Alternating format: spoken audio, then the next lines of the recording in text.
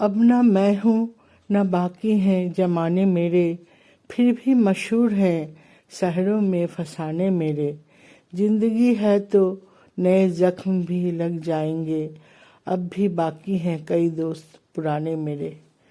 Hello friends, कहाँ कहाँ से गुजर गए कि आज के एपिसोड में मैं आप लोगों के साथ शादी ब्याह जन्मदिन जनेऊ ये सब जो बड़े बड़े प्रोग्राम होते हैं इसमें जो ज़्यादा दिखावा के खर्चा और लाइटनिंग और ये सब में जो मिसयूज ऑफ मनी होता है, ये सब के बारे में मैं आपसे बात करूँगी। ये मेरी निजी धारणा है, मेरे मन में ये सब आता है और कहीं न कहीं मुझे लगता है आप बहुतों के मन में ये आता होगा कि ये सब खर्चे जो दिखावे के लिए होते हैं, जो कि वेस्टेज भी है, तो ये सब कभी बंद हो जाना चाहिए। कम तो हो ही जाना चाहिए, लेकिन दिन ब दिन ये सब बढ़ते ही जा रहे हैं। पहले शादी में एक जगह खर्चे होते थे, अब डेस्टिनेशन मैरिज, दूसरे जगह जाके उतने लोगों को ले आके खर्चा करना, उतना ही सजावट, उतना ही ये सब। तो कहीं ना कहीं शुरुआत में देखिए, और इसमें से हमारी जो अपनी जो धरोहर जो था, जो गाँव वगैरह में, मैं अपने गांव की बात करना चाहूँगी। और हर जगह पे जैसे तालाब में पानी लेने जाना, शादी के टाइम में सब गाना गाते गाते जा रही हैं। इसके बाद आर्ट एंड कल्चर, जैसे रंगोली देना और वो सब। आजकल तो ये सब मैनेजमेंट वाले लोग, इवेंट मैनेजमेंट के लोगों को दे दिया जाता है, वो लोग आके सब करते हैं। ठीक है, इससे कुछ लोगों को काम भी मिला है, एक और इंडस्ट्री जैसा तैयार हो गया है। लेकिन शादी ब्याह का वो आनंद सच पूछिए तो मैंने कहीं ना कहीं बहुत ज़्यादा होने से कम भी हो गया है। लोग जो जाते हैं ये सब में, वो लोग सिर्फ एंजॉय करने जाते हैं, नाच कूद के सब आ जाते हैं। और जिनके यहाँ खर्चे होते हैं उनके तो होते ही हैं। खास करके लड़कियों की शादी के बारे में मैं बोलूँगी। बहुत लड़कियों के माँ बाप ना चाहते हुए भी, चूंकि लड़के वाले बोलते हैं कि एक शानदार शादी की हम दहेज तो नहीं लेंगे, लेकिन एक शानदार शादी की उम्मीद रखते हैं। इस तरह से बोलने का मतलब कि आप बहुत बड़ा पंडाल, बहुत बड़ा ये, या तो डेस्टिनेशन शादी, मैंने खूब खर्चे, ये सब वो ना चाहते हुए भी उन लोगों को करना पड़ता है। लेकिन मैं आप लोगों को वो चीज़ याद दिलाना चाहूँगी कि ये सब करते करते बहुत लोग अंदर से एकदम टूट जाते हैं। ये सब भी एक कारण है। जैसे हमारे समाज में लड़कियां पैदा होने से पहले लोग बहुत डरते थे, क्योंकि दहेज देना पड़ता था। अभी भी कहीं ना कहीं लड़कियों की शादी में ये जो खर्चे करने पड़ते हैं, ये सब के लिए लड़की होने से बहुत कम घरों में आप लोग जरूर मुंह से जरूर बोलेंगे नहीं अब ऐसा नहीं है, बेटा बेटी सब बराबर है, ये सब कहने की बातें हैं, ऐसा मुझे लगता है। कहीं ना कहीं लगता है लड़की हुई उसको विदा करना है, उसकी शादी में इतना करना है, छोटे से ही उसके लिए अलग से पैसा जमा करना है। भले ही लड़की को आप इंजीनियर, मेडिकल, MBA, लॉ जो भी पढ़ा रहे हैं, लेकिन जब आप शादी करेंगे तब आपको लड़की के लिए एक अलग खर्चा करना ही पड़ेगा। ये तो गया एक तरह की बातें। अब मैं शादी ब्याह में कुछ बातें जो मेरे मन को छू जाती है। मैं जैसे छोटी छोटी जगहों में रही हूँ, छत्तीसगढ़ में, MP में, और ये सब जगहों में शादी के इसमें माने इंसानों से ही इंसानों का काम कराया जाना चाहिए, ऐसा मुझे लगता है। जैसे मैंने देखा कुछ दिन पहले ही एक बारात जा रही थी। ये अभी देखी हुई ऐसा नहीं है, मैं शुरू से देखते आ रही हूँ। तो ये जो बारात की गाड़ी के सामने लाइटिंग जो लगती है, लाइट जो बड़े बड़े, वो महिलाएं सिर पे चढ़ा के ले जाती हैं। माने सिर पे वो जो लाइट बड़े बड़े लगे होते हैं, लाइन से औरतें अपने सिर पे रखती हैं, बिजली की तार लगी हुई रहती है, ऐसे रैली टाइप का बन के होता है, जाते हैं सब। और बीच बीच में जैसे बारातियों की आदत होती है गाड़ी रोक रोक के डांस करना, तो गाड़ी रुका है, फिर वो लोग डांस कर रहे हैं। हाँ, वो लोग जो इंसानी मजदूर जो हैं, जो बोलिए, वो लोग अपना खड़े हैं और कुछ लोग नाच रहे हैं। मुझे कभी कभी लगता है वो लोग भी इंसान हैं।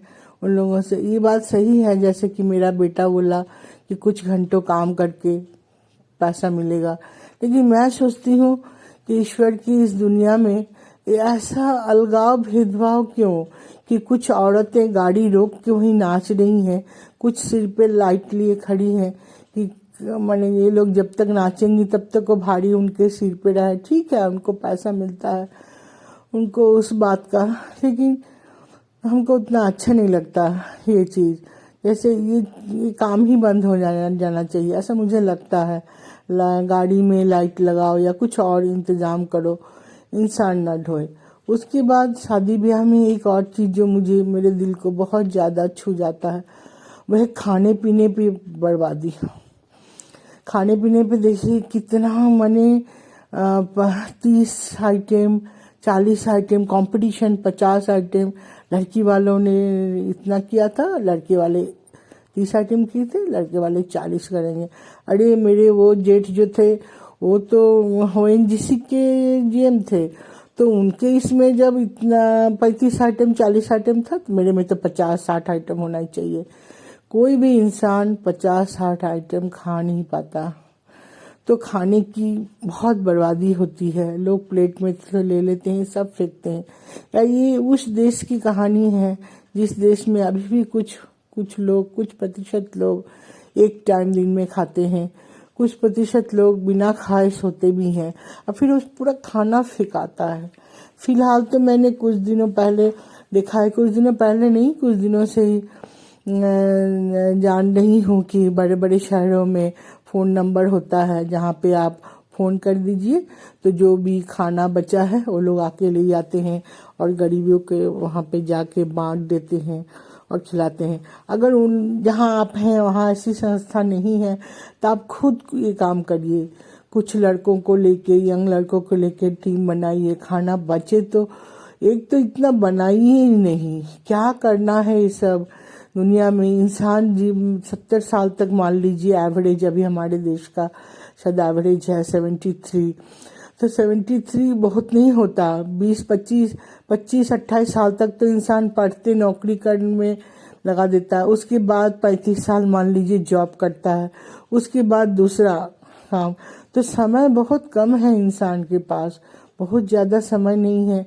इस समय में आप कुछ ऐसा काम करिए जिससे आपका सेकंड जनरेशन अच्छा से चले, आने वाला कल बहुत अच्छा हो। आप समाज के लिए कुछ करिए।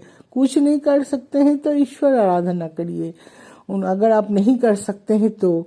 लेकिन ये सब करके आलतू फालतू चीज करके पैसा बर्बाद, समय बर्बाद, देखा देखी लोगों का, ये सब मत करिए। ये मेरी इच्छा है बहुत दिनों से। कुछ कुछ बातें मेरे मन में ना कुलबुलाने लगता है कि किसी से बात करो, शेयर करो, कोई डिबेट में जाओ। अब तो पहले हम लोग कोल इंडिया में थे तो कुछ डिबेट होता था तो ये सब विषय बात करते थे।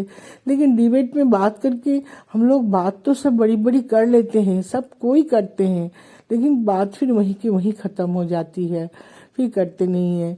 इसीलिए कहीं ना कहीं हर काम आप अपने घर से ही शुरुआत करिए। अपने घर से ही शुरुआत करिए कि एक सिंपल शादी।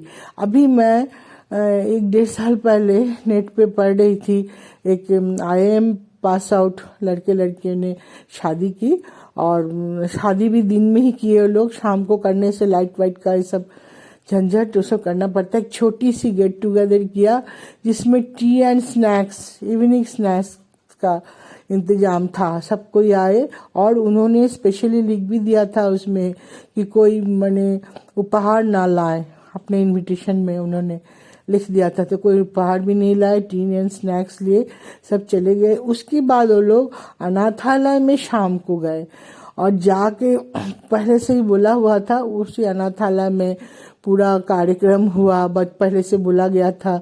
बच्चे सांस्कृतिक कार्यक्रम तैयार करके रखे थे, वो सब देखे, पूरा एंजॉय किए वो लोग। उन लोगों को खूब अच्छा खाना उस दिन का, और पूरे वो अनाथालय कितने जन का तो मेरे को दोस्तों अभी याद नहीं आ रहा है, 1200-1500 कुछ रहा होगा। ये बैंगलोर की बात है। सबके लिए नए कपड़े।